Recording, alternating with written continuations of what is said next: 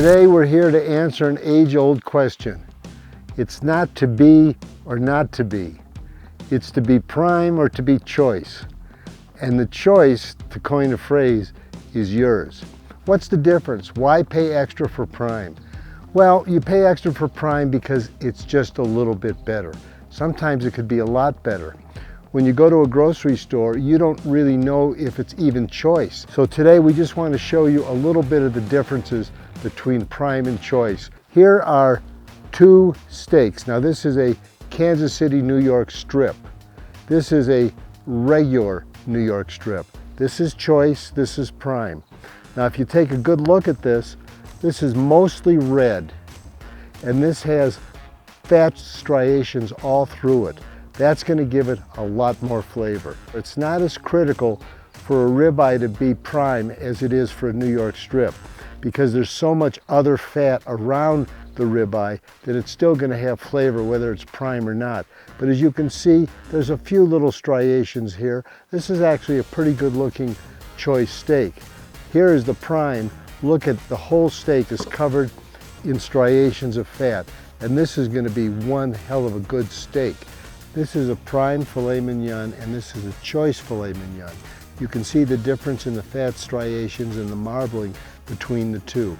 This is obviously going to be a better steak. Not to say that this won't be good, this is just going to be better. Which one do you want?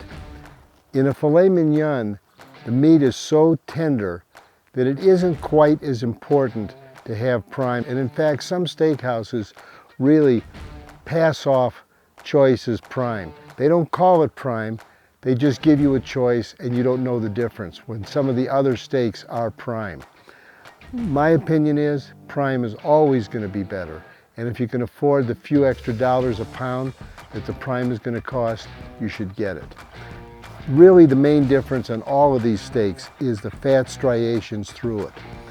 The least important to be prime is the filet mignon because of the tenderness of it. Next comes the ribeye. Because of all the fat that's already in it, it's not quite as important to be prime. On a New York steak, you want to have prime. Mr. Steak does not eat New York strips that aren't prime, because you can really tell the difference between a New York strip prime and a choice. Just looking at them, you can see a lot of difference.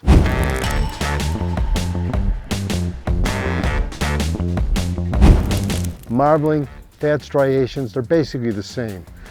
The marbling is the fat striations. So that's what all these steaks have. This has a little bit of fat striations, so does this. But these two steaks, the prime and the prime filet, a lot more.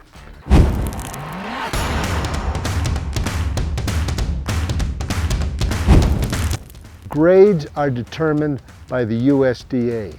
A machine will read the amount of marbling on a side of beef and automatically register that side of beef either choice, prime, good, or whatever grade it is.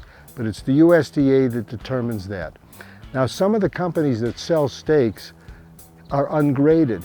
Mr. Steak grades all their beef through the USDA. It's either prime or choice, and you know what you're getting. Mr. Steak University will start you as a freshman. Maybe some of you already know enough to be sophomores or juniors, or maybe you're a senior. We're going to be able to teach you everything you need to know, for the very beginner to the guy that really knows it all. We're going to have recipes, sauces, and all kinds of tricks of the trade that are going to help you improve what you already are doing and make you better. And eventually, you too will be Mr. Steak.